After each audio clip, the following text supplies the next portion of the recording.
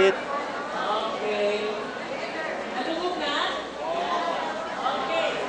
Differentiated instruction are approaches, strategies, given Inoff ko ikin to. of Screen to. methodologies Wala tan. to meet the different intellectual levels of our students and to strategize our teaching because we have different kinds of students.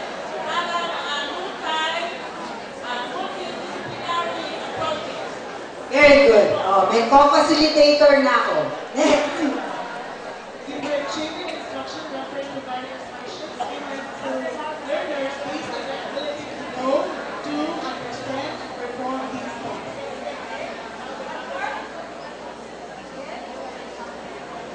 Good morning, everyone.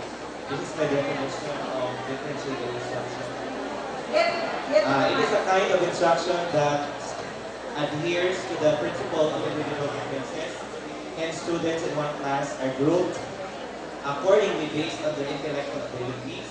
Students can be grouped as fast, average, and basic, and activities vary from one group depending on their specific needs.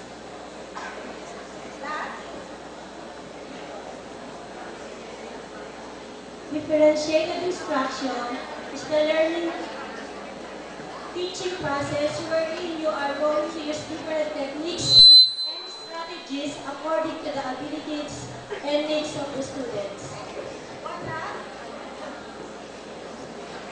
For me, differentiated instruction is the process of determining the knowledge, the experiences, mastery and competence of the students in order to arrive into a valid methodology. Okay. So the keywords that I are strategies, method, based on abilities. Some people talk about flexibility. Some talked about groupings. Okay. Some talked about approaches. Let's see what the literature on the matter.